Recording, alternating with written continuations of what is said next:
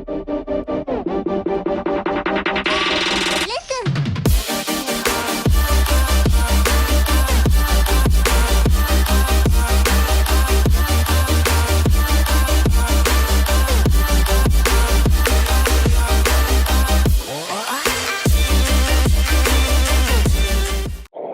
back to the Installer Show 2025 and the BiKBBI studio, where we will continue the conversation with our nearest and dearest, not only from here in the UK, but from overseas. I'm going to introduce you to somebody very special now. I've known LuAnn for, well, it's been a couple of years actually, through KBiS and a few other ways, but it's a really good opportunity really for us to introduce you to LuAnn and ask a few questions as to why she's here, but more importantly, on the subject of business and how installers can transition from being an installer right the way through into being essentially a business owner in that part of the world. So, LuAnn, over to you. How's things? I'm great. Thank you so much for having me here. How are you feeling? Any jet lag? Are we okay?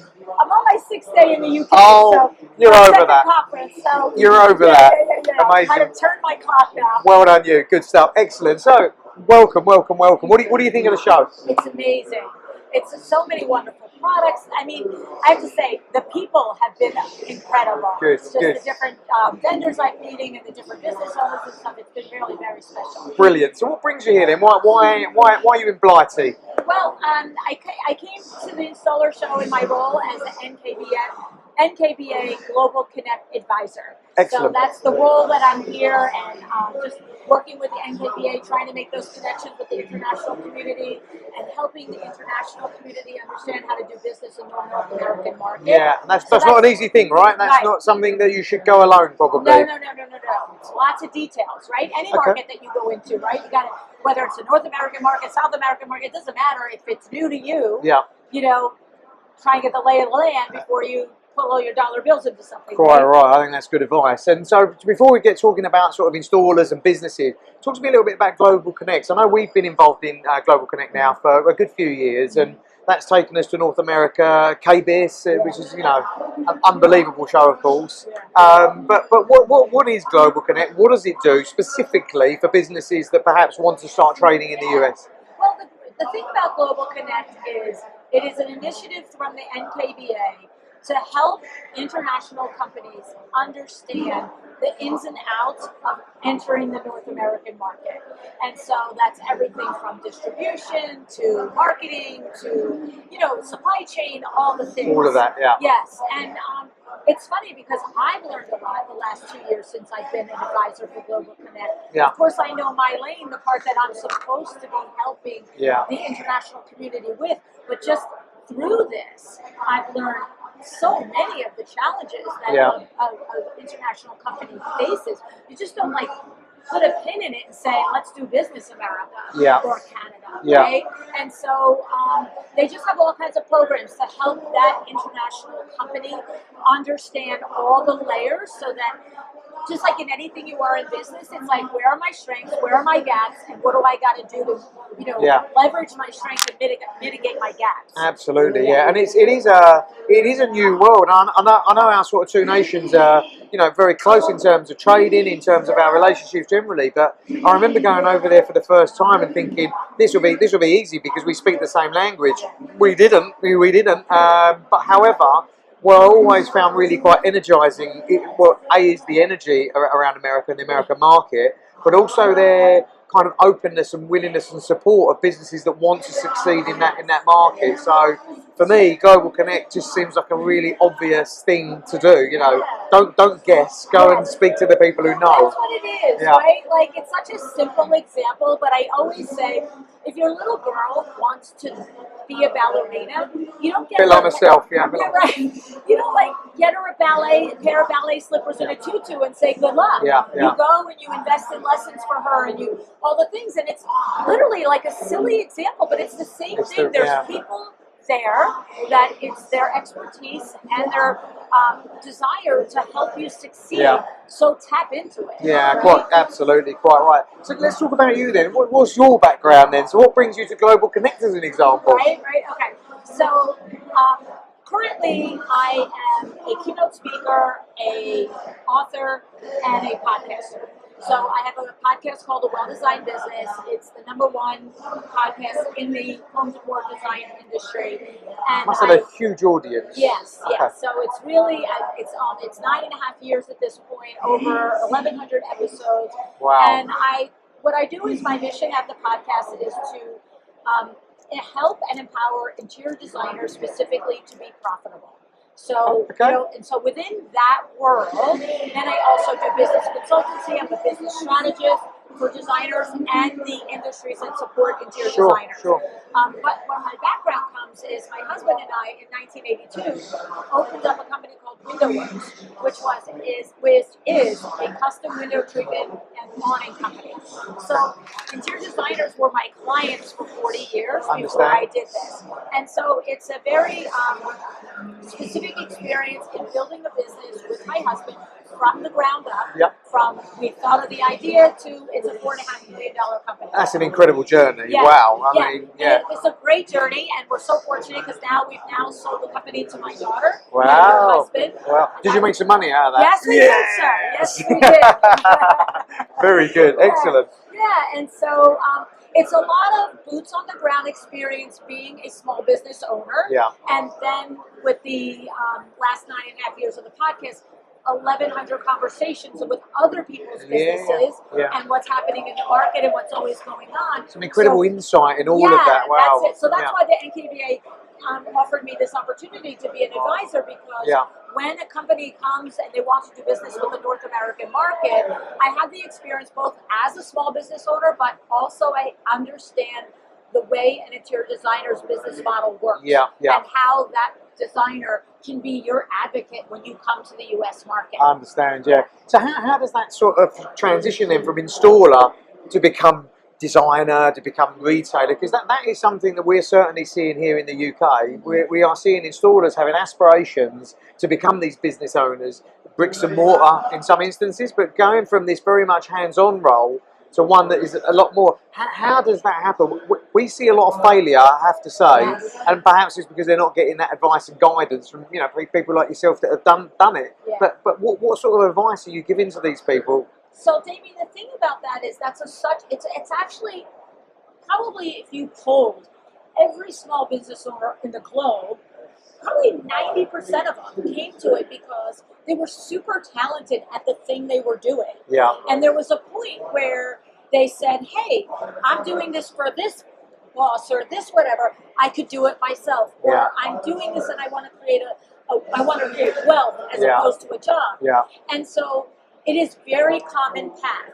The thing is, whether it's UK, it's Florida, it's Ireland, wherever it is, the thing that has to be understood is that running a business is 20% that talent that you have, whether you're an installer for tile or this, or you're a window treatment, retailer. Yeah. And it's 80% the business. It's the operations, it's the finance, it's the marketing. Yeah. Usually an installer is going to be really good at two things. Going to be really good at the craft of what they do. Yeah. And really good at selling that craft to other people because they're passionate, they're knowledgeable, and they're their best advocate. And that's what they do, That's right. And then what happens is they start selling lots of projects, they open up their business, they do all the things. Whether it takes 6 months or 6 years, they usually look around and go, nobody's running the books properly. I'm not really doing anything about marketing. I don't really understand my profit margin. And simple, things that should be fairly simple, but alien to some of these people. Where do you learn them? And so for me, just the way a big international company should seek advice and education with entering the US market, the North American market, an installer should seek advice and education on running the business because I guarantee you they have the talent and the passion. Now we've got to get that other 80%. And that's why across the globe, the highest percentage of small business owners fail and go out of business because they're not paying attention to the business, which they feel like is 5 or 10%, but it's 80%. I'm sure that obviously there's no magic pill to this. This is not something that you can just take and everything's okay. What are the top things that these tradespeople should be thinking about if transitioning? What are the hot topics that you would say are the first things that you should really look at? They have to, I would say, and it probably will be hard for the largest majority, because usually when you have a talent and a craft and a passion, you tend to be right brain visionary, right? But they have to understand the profit margins. Yes. They have to understand the going rate for that project, for that type of thing that they sell, whatever it is. Yeah. And they have to understand that a healthy business has to work on a gross profit margin of 60%. Yeah. And the problem is that most passionate trades will just sell a project for a day's work. Yeah, there's a big difference there. Yes, because the day's work pays your day's work. Yeah. But it doesn't pay, your taxes. It doesn't pay your marketing. The bricks, the more, and it also doesn't pay you to build wealth. Yeah. My husband and I are both business strategists, and he has a thing where he says, he goes, are you creating a job for yourself? Did you go from working for someone else, getting paid, and now you're making the same money, often less, but now you go to bed with all of the problems on your head. You used to just get up and do the job. And then go home. Yes. And so I definitely say, and the other part of his saying is, or are you creating wealth? Right? You want to create repeatable, duplicatable processes and systems so that you can deliver exceptional client experience each time, right? Because you're out there doing your thing. You can teach people around you, whether you have a team of 1, 2, or 3, or 25 around you, to do it your way. Yes. And then the other thing is that when you have documented your process and systems and you've honed it over years and you've created profitability, now you've set yourself up for a business that you can sell. Because so often when I tell people and I suggest is, to be really good at what you do, even if you have process and systems, but they're in your head, and maybe you are making money, maybe you've crossed it and cracked that nut, if you understand your profit margins, you're making money. If you haven't documented, you don't have a business, you have a you. Because everything's between your ears. And how can I sell you a you? It's impossible. Right? Like, if I know everything about the window treatment business, Damian, and I'm really good at it, and I can design drapes, and I can install, and all the things, when I want to sell it to you, you're like, well, what happens when you walk out the door? Does this all still happen?